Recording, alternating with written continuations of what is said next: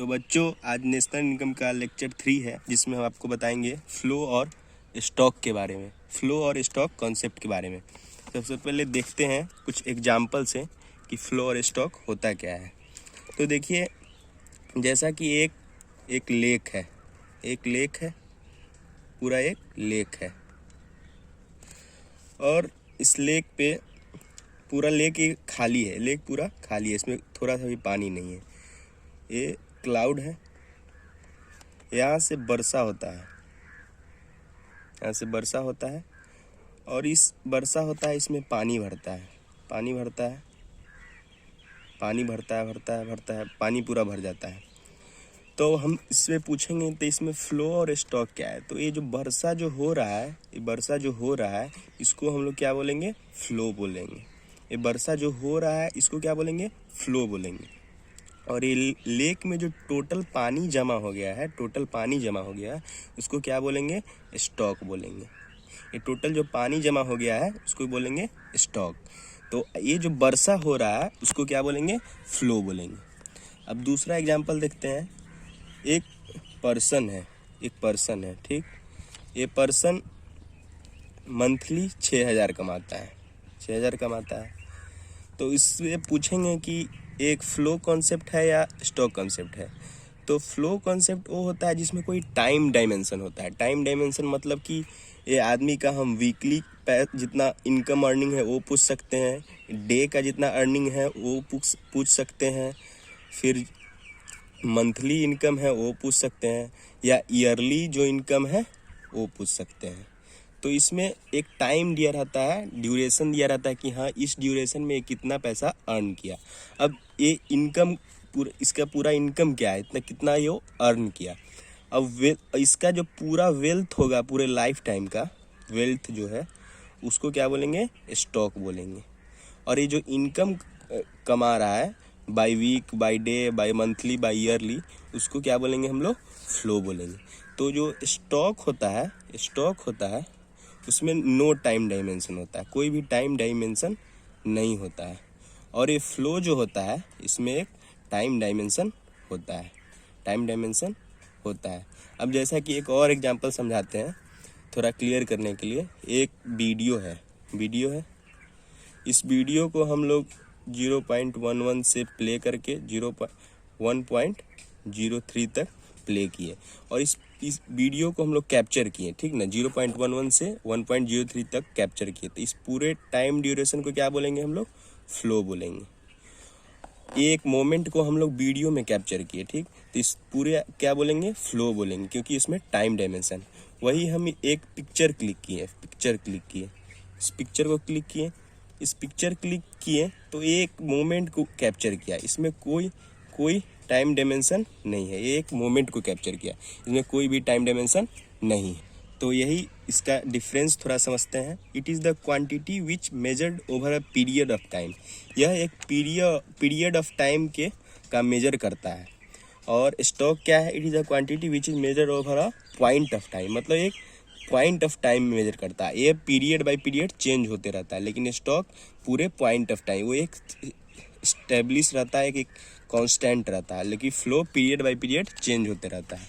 अब देखिए, it has time dimension. Flow के पास क्या, इस यहाँ पे बताए थे आपको एग्जांपल में कि इसके पास टाइम डायमेंशन होता है। कि देखिए, यहाँ पे इतना से इतना तक हम लोग वीडियो को कैप्चर किए, या इस पर्सन का टाइम वीकली इनकम को कैलकुलेट किए, या डे को, या मंथली, ईयरली, इस सब में टाइम डायमेंशन।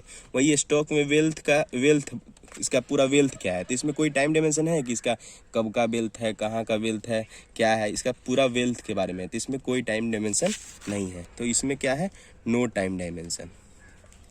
अब दूसरा है कि सबसे मेन पॉइंट कि नेशनल इनकम में स्टॉक कॉन्सेप्ट को देखते हैं या फ्लो कॉन्सेप्ट को देखते हैं। तो नेशनल इनकम में हम लोग फ्लो कॉन्सेप्ट को देखते हैं। फ्लो कॉन्सेप्ट को क्यों देखते हैं? क्योंकि हम लोग ड्यूरिंग अ ईयर हम लोग देश का पूरा इनकम को कैलकुलेट करते हैं। तो इसमें क्या है? टाइम डायमेंशन है। कितने का? 1 ईयर का टाइम डायमेंशन है। इसलिए नेशनल इनकम में हम लोग फ्लो कॉन्सेप्ट को देखते हैं। तो national income is a flow concept, national income is a stock concept, national income is not a stock concept, यह एक स्टॉक कॉन्सेप्ट नहीं है। इसका एग्जांपल देखते हैं, income of a person in a week, एक वीक में क्या उसका इनकम है उसको देखते हैं, और ईयरली भी बोल सकते हैं, मंथली भी बोल सकते हैं। National income of a country in an accounting year और ड्यूरिंग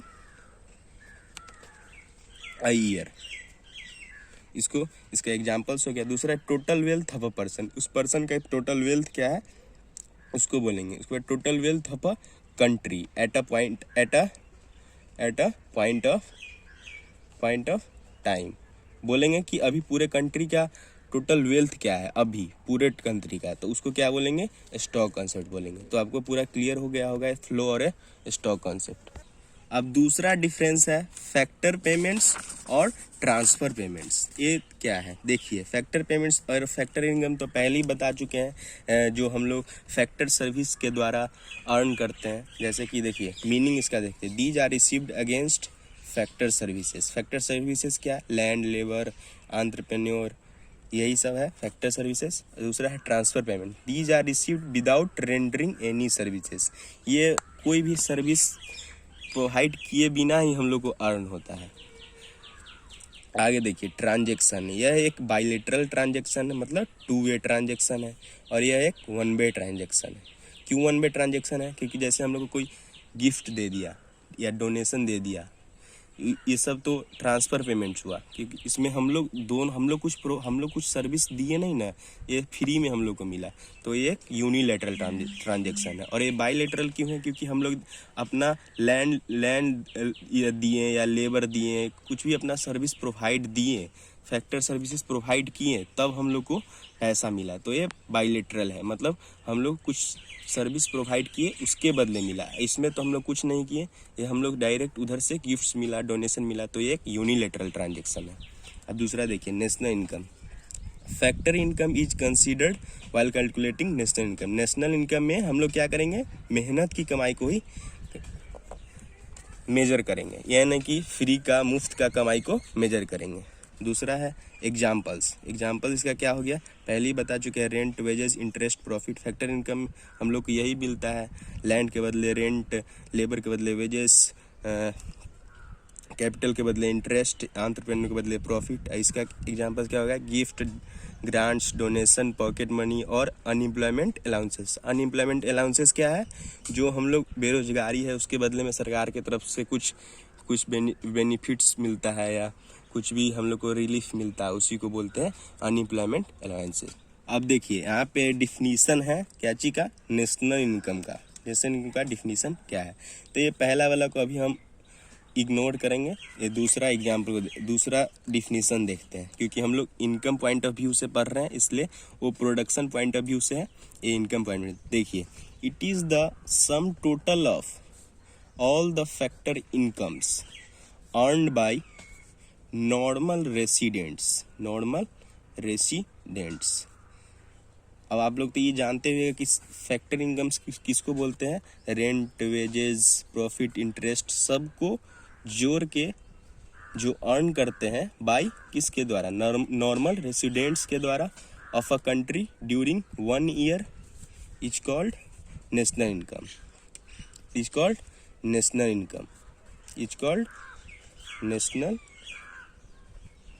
इनकम। अब आइए देखते हैं कि नॉर्मल रेसिडेंट्स होता क्या है, तो देखिए यह हमारा देश इंडिया है, इसमें देखिए एक SBI रहता है, SBI जो इंस्टीट्यूशंस है, MS धोनी रहता है, और बहुत सारा RBI हम लोग का जो इंस्टीट्यूशन है वो रहता है, RBI रहता है। फिर देखिए एक कंट्री है रसिया। अब मान लीजिए कि रसिया में हम लोग का प्लेयर गया हुआ है रोहित शर्मा गया है रसिया क्रिकेट खेलने, हाइपोथेटिकली क्रिकेट खेलने रोहित शर्मा रसिया गया है, और मेस्सी जो है वो इंडिया आया है फुटबॉल खेलने। अब देखिए अच्छा से देखिएगा नॉर्मल रेसिडेंट्स होता क्या है। अब देखिए रोहित शर्मा रसिया गया है तो हम ये तो नहीं बोल सकते हैं, या एसबीआई का हम लोग का वहाँ है इंस्टीट्यूशन, तो बोलेंगे हम ये तो नहीं बोल सकते हैं कि हम लोग का देश का नहीं है, ये रसिया चला गया तो हम लोग के देश का नहीं है। ये तो हम ही लोग के देश का है, ये कुछ टाइम के लिए गया हुआ है रसिया, लेकिन है तो हम ही लोग के देश का। इसका इसका दिल गया हुआ है लेकिन इसका दिल तो इंडिया में ही है। तो हम लोग ऐसे तो नहीं बोल सकते कि इसका दिल इंडिया में है। इसके लिए हम क्या वर्ड यूज़ करते हैं? Economic interest.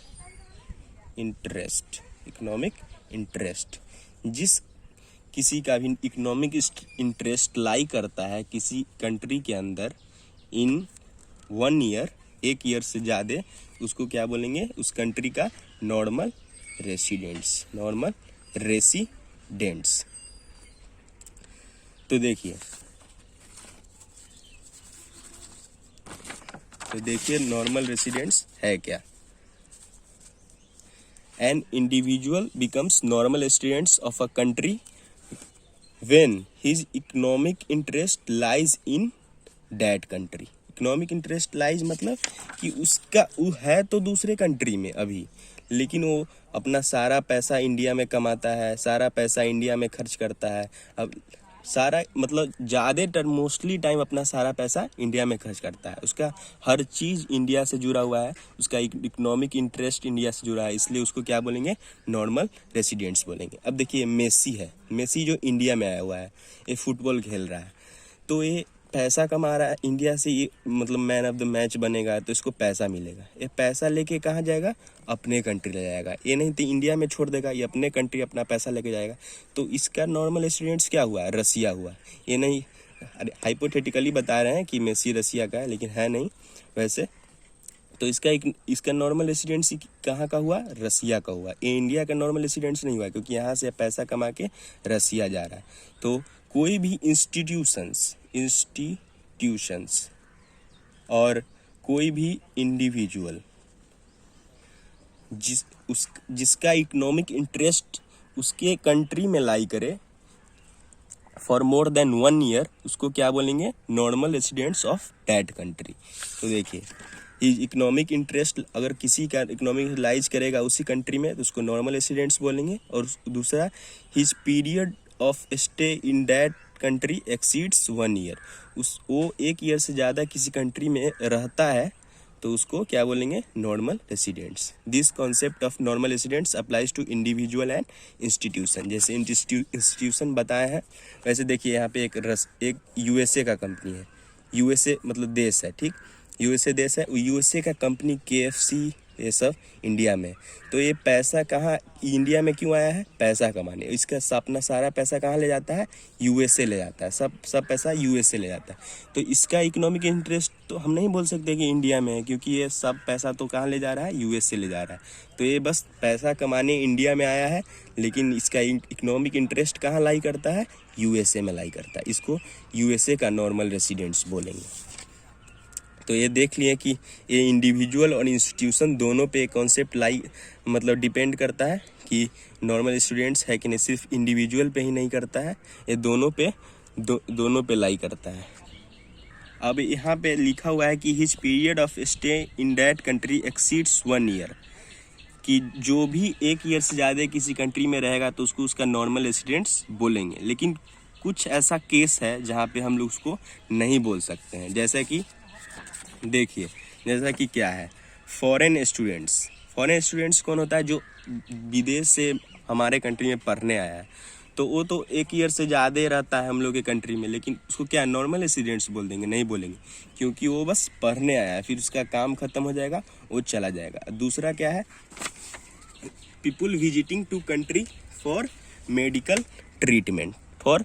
ट्रीटमेंट।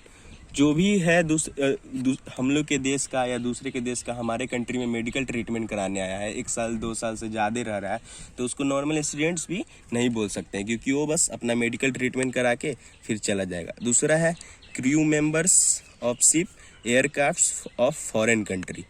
जैसा कि शिप आता है बाहर से, हम लोग यहाँ इम्पोर्ट्स, हम लोग जो इम्पोर्ट्स करते हैं विदेश से इम्पोर्ट्स करते हैं, तो उसके क्रू मेंबर्स और एयरक्राफ्ट वाला आता है, इंडिया में रहता है, बहुत दिन तक रहता है, तो क्या उसको नॉर्मल रेसिडेंट्स बोलेंगे? नहीं बोलेंगे। वो अपने कंट्री का है, वो बस अपना काम खत्म होने के बाद चल जाएगा। या ब्यूरोक्रेट्स और पॉलिटिशियन, उसको भी फॉरेन कंट्री से जो आता है उसको भी नॉर्मल रेसिडेंट्स नहीं बोलेंगे। और दूसरा मेन पॉइंट है बॉर्डर वर्कर्स। बॉर्डर वर्कर्स क्या होता है? जैसे कि नेपाल है और ये इंडिया है।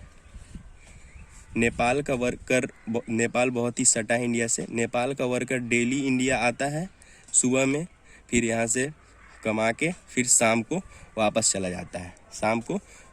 जाता है। मॉर्निंग में आता है, इवनिंग में चला जाता है। तो इसको क्या इंडिया का नॉर्मल रेसिडेंट्स बोलेंगे? नहीं। ये इसको कहाँ का नॉर्मल रेसिडेंट्स बोलेंगे? जहाँ का विच दे बिलोंग करता है, जहाँ का वो बिलोंग करता है। इसको क्या कहाँ का रेसिडेंट्स बोलेंगे? नेपाल का रेसिडेंट्स बोलेंगे।